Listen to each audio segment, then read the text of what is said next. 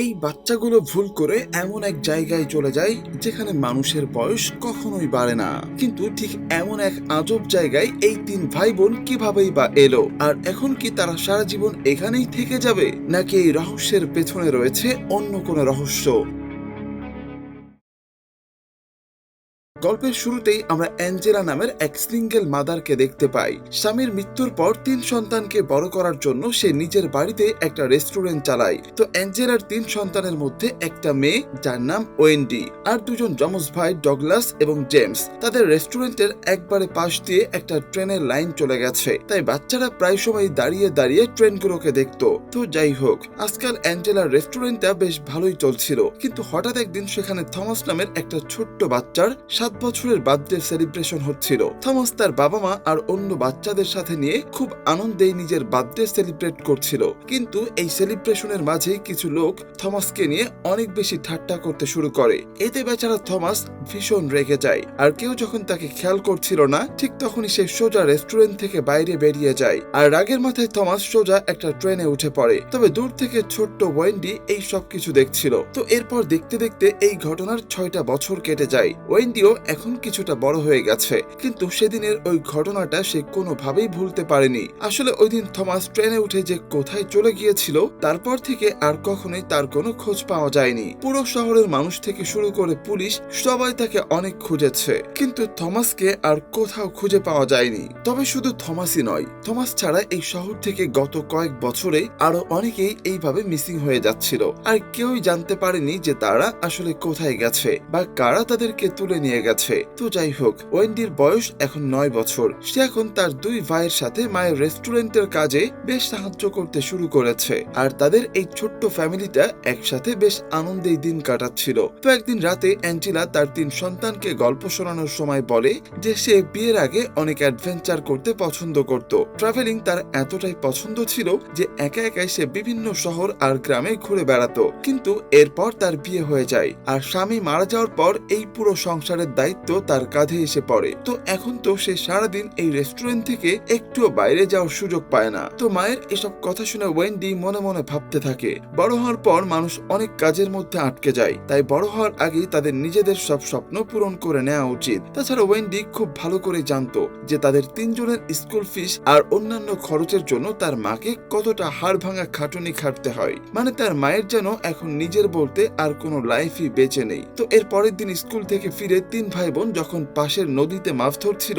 ঠিক তখনই ওয়েন্ডি হঠাৎ জেমস আর ডগলাসকে ওখানে রেখেই দৌড় দিয়ে পাশ দিয়ে যাওয়া একটা ট্রেনকে ধরার চেষ্টা করতে থাকে, কিন্তু ট্রেনের স্পিড অনেক বেশি থাকায় সে সেটাকে ধরতে পারে না। আসলে ওয়েন্ডির মনের ভেতর তার মায়ের ওই কথাগুলোই ঘুরপাক খাচ্ছিল যে একবার বড় হয়ে গেলে আর কারো কাছে ঘুরে বেড়ানোর মতো কোনো টাইম থাকে না, তাই ওয়েন্ডি এখন থেকে বাইরের দুনিয়াটা ঘুরে দেখতে চায়। তো ওই দিন রাতেও সবাই যখন ঘুমিয়ে পড়লেও ওয়েন্ডির মনের ভেতর তখনও এই একই কথা ঘুরপাক খাচ্ছিল যে তাকে পুরো দুনিয়া ঘুরে দেখতে হবে। আর ঠিক তখনই সে বাইরে থেকে ট্রেনের আওয়াজ শুনতে পায়। ওয়েন্ডি জানালা দিয়ে উকি দিয়ে দেখে তাদের বাড়ির পাশ দিয়ে যাওয়া ওই ট্রেনের ছাদের উপর ঠিক তার বয়সী একটা ছেলে খেলা করছে। তাই ছেলেটা আসলে কে আর ট্রেনের সাথে সে কোথায় যাচ্ছে সেটা দেখার জন্য ওয়েন্ডি বাইরে বেরিয়ে আসে। ঠিক তখনই পেছন থেকে ওয়েন্ডির দুই ভাইও সেখানে চলে আসে, আর তারা তিনজন মিলে ওই ছেলেটাকে খুঁজতে সোজা চলন্ত ট্রেনে উঠে পড়ে। তো কিছুক্ষণের মধ্যে ছেলেটার সাথে তাদের দেখাও হয়ে যায়। ছেলেটা জানায় যে তার নাম পিটার, আর তারা তিনজন চাইলে পিটার তাদেরকে এমন একটা জায়গায় নিয়ে যেতে পারে যেখানে তাদের কখনো টাইমের কোনো অভাব হবে না, কিন্তু এর জন্য তাদেরকে পিটারের উপর ভরসা করতে হবে। পিটার বলে সে এমন একটা সিক্রেট জায়গার কথা জানে যেটা এই সাধারণ দুনিয়া থেকে একদমই আলাদা। তো এরপর ট্রেনটা বেশ অনেকটা দূরে আসার পর যখন একটা ব্রিজের উপর দিয়ে যাচ্ছিল, ঠিক তখনই পিটার তাদের তিনজনকে বলে যে এখান থেকে তাদেরকে নিচের নদীতে লাফ দিতে হবে, কারণ ওই সিক্রেট জায়গায় যাওয়ার রাস্তাটা এই নদীর ভেতর দিয়ে গেছে। এই কথা শুনে ব্রিজের মাঝামাঝি যেতেই তারা তিনজন একে একে ট্রেন থেকে সোজা নিচের নদীতে লাফ দেয়, আর সেখানে নদীতে আগে থেকেই একটা বাচ্চা বোট নিয়ে তাদের জন্য অপেক্ষা করছিল। তো ওই বাচ্চাটা এবার পিটার সহ তাদের তিনজনকে বোটে বসিয়ে নদীর রাস্তা ধরে অনেকটা দূরে নিয়ে যেতে থাকে। আর ফাইনালি বেশ অনেকটা পথ পাড়ি দেওয়ার পর তারা খুব সুন্দর দেখতে একটা আইল্যান্ডে গিয়ে পৌঁছায়। কিন্তু অদ্ভুত ব্যাপার হলো তারা ওই আইল্যান্ডের যতই কাছে যাচ্ছিল, পানির ভেতর থেকে ততটাই অদ্ভুত সব আওয়াজ আসতে থাকে।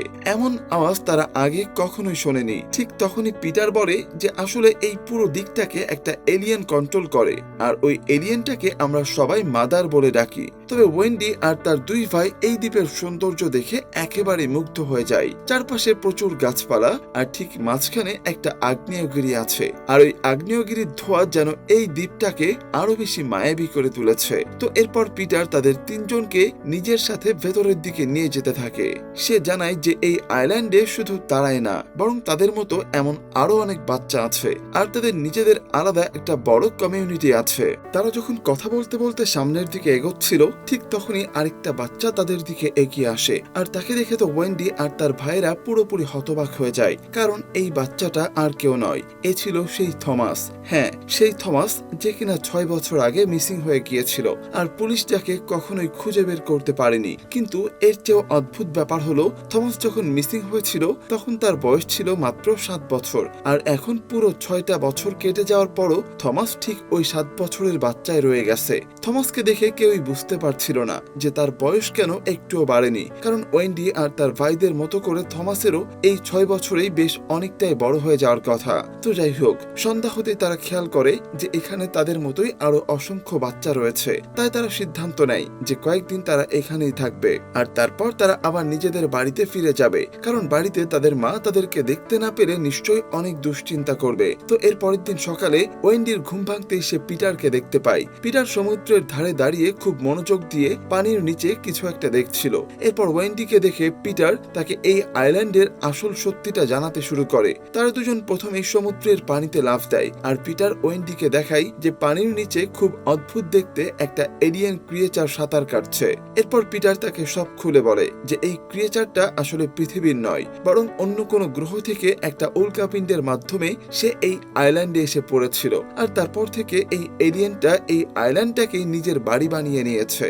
আর এলিয়েনটার কাছে এমন কিছু ক্ষমতা আছে যার মাধ্যমে সে স্পেস এবং টাইমকে নিজের ইচ্ছা মতো চালাতে বা কন্ট্রোল করতে পারে। আমরা মানুষেরা হলাম 3 ডাইমেনশনাল জীব, অর্থাৎ আমরা শুধু 3টি ডাইমেনশনে দেখতে বা বুঝতে পারি, কিন্তু যেহেতু এই এলিয়েনটা 4th ডাইমেনশনের, তাই সে টাইম বা সময়কে একদম ফিজিক্যাল রূপে দেখতে পারে। অর্থাৎ অতীত, বর্তমান এবং ভবিষ্যৎ বলতে আমাদের কাছে যা বোঝাই, এই এলিয়েনটার কাছে তার কোনো মূল্যই নেই। আর তাই এই দ্বীপে আসার পর থেকে এলিয়েনটা এখানকার সময়কে একদম স্লো করে দিয়েছে, যার কারণে মূলত এই দ্বীপে আসার পর আর কারো বয়স বাড়ে না। তার মানে এই দ্বীপে এখন যত বাচ্চারা আছে তারা সবাই যে একই সময়ের তা কিন্তু নয়, বরং তারা বিভিন্ন সময় থেকে এখানে এসেছে। পিটার নিজেই জানায় যে সে প্রথমবার এই দ্বীপে এসেছিল সেই 19 শতকে, আর তখন থেকে সে ঠিক ওই একই বয়সের একটা বাচ্চায় রয়ে গেছে। আর এই এলিয়েনটার কাছে এমন অদ্ভুত পাওয়ার থাকার কারণেই এখানে থাকা সব বাচ্চারা ওই এলিয়েনটাকে ভালোবেসে মাদার বলে ডাকে।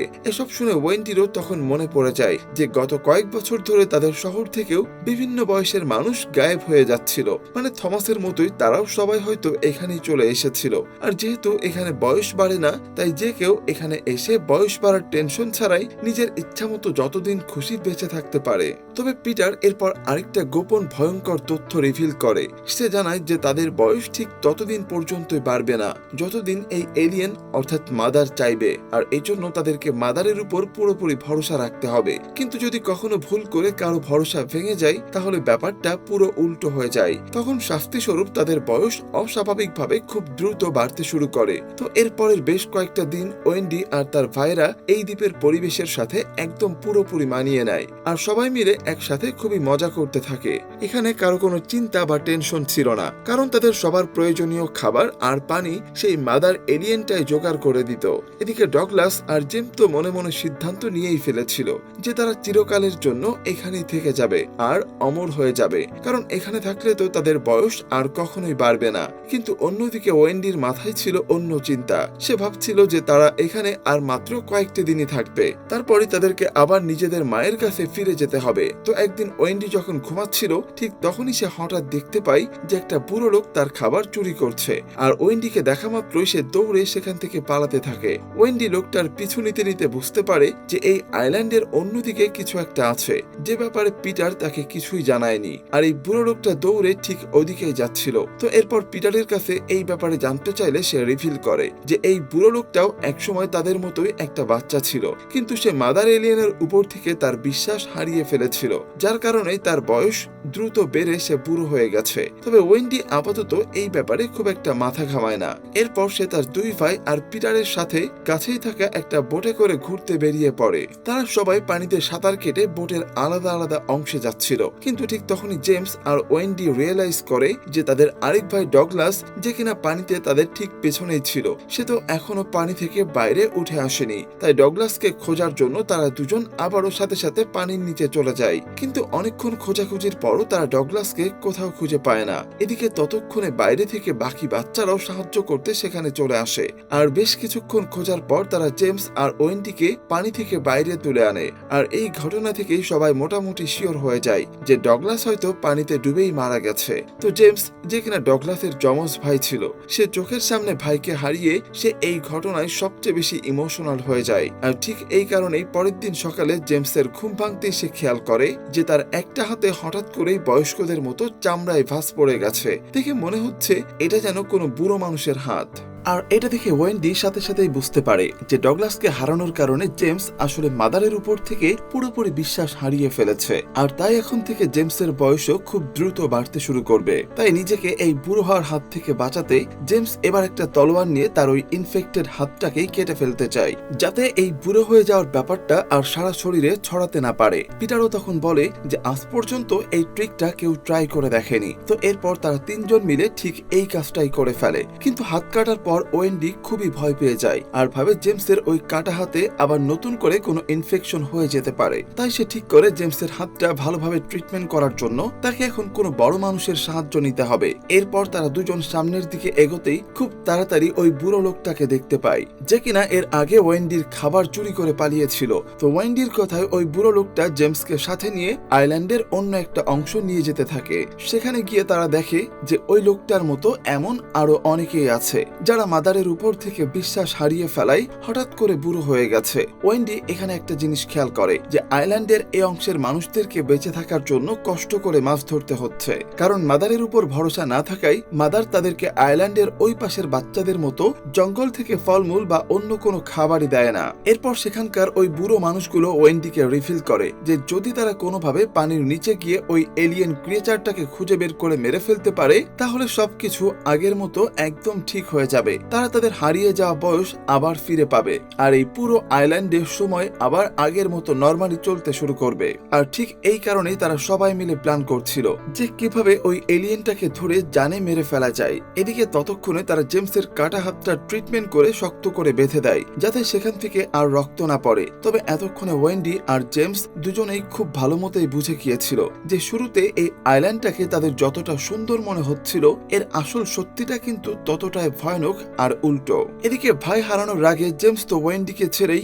ওই বড় মানুষগুলোর সাথে প্ল্যানিং করতে শুরু করে দেয় যে কিভাবে তারা ওই এলিয়েন ক্রিয়েচারটাকে মেরে সবকিছু আবার নরমাল করে ফেলবে। ঠিক তখনই জেমস সবাইকে দারুণ একটা আইডিয়া দেয়। সে বলে যেহেতু এই পুরো আইল্যান্ডে শুধুমাত্র ওই বাচ্চারাই মাদারের উপর ভরসা করে আর শুধুমাত্র তাদেরই বয়স বাড়ে না, তাই মাদার তাদের অনেক খেয়াল রাখে। তো জেমস তাদের আইডিয়া দেয় যে কেননা তারা ওই বাচ্চাদেরকে কিডন্যাপ করে নেয়, আর তাহলে ওই এলিয়েনটাকে বাচ্চাদের বাঁচাতে তাদের সামনে আসতেই হবে, কারণ ওই বাচ্চারা ছাড়া এই আইল্যান্ডে মাদারের উপর ভরসা করার মতো আর কেউই বেঁচে থাকবে না। যদিও ওয়েন্ডি রেগে গিয়ে তার ভাইকে আটকানোর অনেক চেষ্টা করে যাতে জেমস এমনটা না করে, কিন্তু ভাইয়ের মৃত্যুর পর জেমস তো ততক্ষণে মনে মনে একদম সিদ্ধান্ত নিয়েই ফেলেছিল যে সে ওই এলিয়েনটাকে মেরেই ছাড়বে, কারণ তার জন্যই তো তার ভাইয়ের প্রাণ গেছে। তো জেমসের কথা মতো সবাই এবার বাচ্চাদের তুলে আনার জন্য আইল্যান্ডের ওই পাশে যেতে শুরু করে। এদিকে তাদের পেছন থেকে ওয়েন্ডিও দৌড়াতে থাকে বাচ্চাদেরকে সতর্ক করার জন্য, যাতে তারা এই বুড়ো মানুষগুলোর কাছ থেকে লুকিয়ে পড়ে।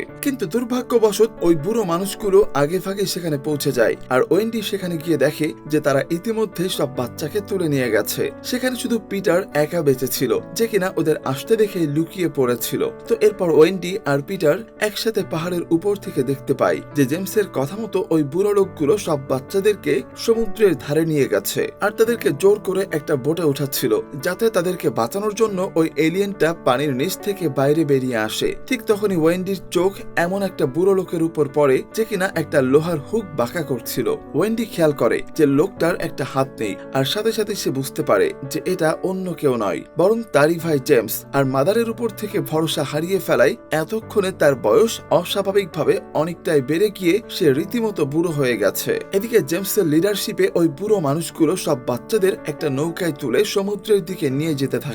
তখন পেছন থেকে পিটার ওয়েন্ডিকে বলে যে কোনো মূল্যে আমাদেরকে আমাদের বন্ধুদেরকে বাঁচাতে হবে। তাই তারা দুজনে একটা শর্টকাট রাস্তা ধরে আইল্যান্ডের অন্যদিকে ছুটতে শুরু করে, যাতে তারা তাড়াতাড়ি ওই নৌকাটার কাছাকাছি পৌঁছাতে পারে। ঠিক তখনই দৌড়াতে দৌড়াতে রাস্তায় হঠাৎ ওয়েন্ডি তার ভাই ডগলাসকে একদম সুস্থভাবে দেখতে পায়। ডগলাসকে এভাবে বেঁচে থাকতে দেখে ওয়েন্ডি তো পুরোপুরি অবাক হয়ে যায় আর দৌড়ে গিয়ে তাকে শক্ত করে জড়িয়ে ধরে। আসলে সে সময় ডগলাস পানিতে ডুবে যায়নি, বরং সাঁতার কেটে সে অন্য একটা দিকে উঠে পড়েছিল। আর তারপর থেকে সে আর ফিরে আসার কোনো রাস্তা খুঁজে পাচ্ছিল না। ওয়েন্ডি তখন ডগলাসকে সব ঘটনা খুলে বলে যে কিভাবে জেমস তাকে মৃত ভেবে ওই এলিয়েনটাকে মারার জন্য পাগলের মতো ছুটে গেছে। তাই তাদেরকে এখনই গিয়ে জেমসকে আটকাতে হবে।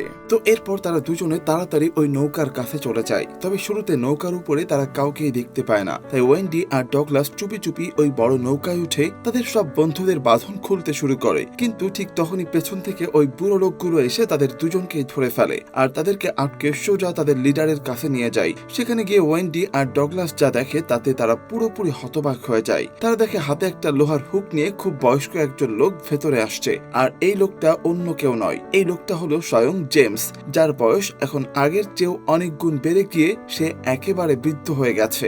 ডগলাস আর ওয়েন্ডিকে দেখে জেমস অঝরে কাঁদতে শুরু করে দেয়, কারণ তার যমজ ভাই ডগলাস যে শুধু বেঁচেই ছিল তা নয়, বরং তার বয়সও একদম আগের মতোই আছে। অন্যদিকে জেমস নিজের ভাইয়ের জন্যই মাদারের উপর থেকে বিশ্বাস হারিয়ে ফেলেছিল, আর যার কারণে সে এখন খুব তাড়াতাড়ি বুড়ো হয়ে মারা যাবে। ডগলাসকে বেঁচে থাকতে দেখে জেমস এবার ওয়েন্ডি আর ডগলাসের উপর ভীষণ রেগে যায়। সে চিৎকার করে বলতে থাকে যে তাদের কখনোই এই আইল্যান্ডে আসা উচিত হয়নি। তো তারা এসব নিয়ে তর্ক করছিল। ঠিক তখনই বাইরে থেকে সেই মাদার এলিয়েনের আসার আওয়াজ শোনা যেতে থাকে। তার মানে জেমসের প্ল্যান কাজ করেছে। বাচ্চাদেরকে এভাবে বাধা অবস্থায় দেখে ওই এলিয়েনটা তাদেরকে বাঁচাতেই এদিকে ছুটে আসছে। তো এরপর সব বুড়ো মানুষগুলো এলিয়েনটাকে মারার জন্য একদম তৈরি হয়ে যায়। এদিকে পেছন থেকে বাচ্চারা অঝরে কাঁদছিল আর বলছিল যাতে তারা মাদারকে কোনোভাবেই না মারে, কারণ মাদার মারা গেলে তাদেরকেও তো সাধারণ মানুষের মতোই আবার বড় হতে হবে। কিছু কিছু বাচ্চা তো নিজেদের মাদারকে বাঁচানোর জন্য সেখান থেকে সোজা পানিতেও লাফ দেয়, কিন্তু ততক্ষণে অনেক দেরি হয়ে গিয়েছিল। জেমসের প্ল্যান অনুযায়ী তারা আগে থেকেই এলিয়েনটাকে নিজেদের ফাঁদে আটকে ফেলে, আর জেমস ঠিক তখনই উপর থেকে ধারালো সব অস্ত্র ছুঁড়ে তাকে মারাত্মকভাবে জখম করতে শুরু করে। আর ফাইনালি খুব তাড়াতাড়ি ঠিক সেটাই ঘটে যেটা জেমস চেয়েছিল। মাদার এলিয়েনটা শেষমেশ মারা যায়, কিন্তু এরপরই সবাই অবাক হয়ে একটা ব্যাপার নোটিশ করে যে মাদার মারা যাওয়ার পরেও এই বুড়ো মানুষগুলোর মধ্যে কারো বয়সই কমছে না। তার মানে যে সময়টা একবার পেরিয়ে গেছে সেটা আর কখনোই ফিরে আসা সম্ভব নয়। এখন থেকে এই আইল্যান্ডের সবার বয়স সাধারণ মানুষের মতোই নরমালি বাড়তে থাকবে, কিন্তু জেমস সহ বাকিরা যেহেতু এর মধ্যেই বুড়ো হয়ে গেছে, তাই তাদেরকে এখন এই বুড়ো বয়সেই বাকি জীবন কাটাতে হবে। তাই জেমসের কাছে এখন বেঁচে থাকার জন্য মাত্র কয়েকটা বছরই বাকি আছে। এদিকে ওয়েন্ডি তখন পিটার আর বাকি ছোট বাচ্চাদেরকে বোঝায় যে তাদের এখন আর এখানে থেকে কোনো লাভ নেই, সবার উচিত এখন নিজেদের ফ্যামিলির কাছে ফিরে যাওয়া। কিন্তু জেমস তখন ডগলাস আর ওয়েন্ডিকে বলে যে সে কোনোভাবেই চায় না তাদের মা নিজের ছেলেকে এই বুড়ো বয়সে এমন ভয়ানক একটা অবস্থায় দেখুক। তাই জেমস সিদ্ধান্ত নেয় যে ওয়েন্ডি আর ডগলাস যেন বাড়ি ফিরে যায়, আর মাকে গিয়ে বলে যে জেমস তাদেরকে ছেড়ে কোথাও চলে গেছে। সে তার জীবনের বাকিটা সময় এই আইল্যান্ডেই অন্য বুড়ো মানুষগুলোর সাথেই কাটিয়ে দেবে। এরপর জেমস তার যমজ ভাই ডগলাসকে শেষবারের মতো ইমোশনাল একটা গুড বাই জানায়, আর এরপর জেমস সহ বাকি সব বুড়ো মানুষগুলো এই আইল্যান্ডেই থেকে যায়, যাতে তারা তাদের জীবনের শেষ কয়েকটা বছর অন্তত শান্তিতে কাটাতে পারে, আর তাদের পরিবারকে যেন তাদেরকে এই অবস্থায় দেখতে না হয়। অন্যদিকে বাকি সব বাচ্চারা নিজেদের বাড়িতে ফিরে যায়। ওয়েন্ডি আর তার ভাই ডগলাস কখনোই কাউকে এই আইল্যান্ডের গোপন রহস্যটার কথা জানায়নি, কারণ তারা খুব ভালো করে জানতো যে কেউ কখনোই তাদের কথা বিশ্বাস করবে না যে এমন অদ্ভুত কোনো আইল্যান্ড থাকতে পারে যেখানে সময় একদম থমকে যায় আর মানুষের বয়স একটুও বাড়ে না। তো এরপর দেখতে দেখতে অনেকটা সময় কেটে যায়। ওয়েন্ডি নিজেও এখন বড় হয়ে একজন মা হয়ে গেছে, তারও একটা ছোট্ট মেয়ে আছে। আর একদিন রাতে সে তার মেয়েকেও ওই আইল্যান্ডের গল্পটাই শোনাচ্ছিল, যে আইল্যান্ডটা চিরকালের জন্য তার পুরো জীবনটাই বদলে দিয়েছিল। তবে ওয়েন্ডির মনে সারা জীবন একটাই আক্ষেপ রয়ে গেছে যে সে আর তার ভাই ডগলাস তো সেখান থেকে ঠিকঠাক ভাবে ফিরে আসতে পেরেছিল, কিন্তু জেমসকে তারা চিরকালের জন্যই হারিয়ে ফেলে। আর ঠিক এমন একটা ইমোশনাল এবং স্যাড এন্ডিং এর মাধ্যমেই এই মুভিটা এখানেই শেষ হয়ে যায়। তোমাদের কাছে আজকের এই গল্পটা কেমন লেগেছে সেটা কিন্তু কমেন্ট করে জানাতে একেবারেই ভুলবে না। দেখা হচ্ছে পরবর্তী গল্পে, ততক্ষণ পর্যন্ত সবাই ভালো থেকো আর সিনে গল্পের সাথেই থেকো। আর হ্যাঁ, কে কোথা থেকে দেখছো সেটা কিন্তু জানাতে একেবারেই ভুলবে না। আল্লাহ হাফেজ।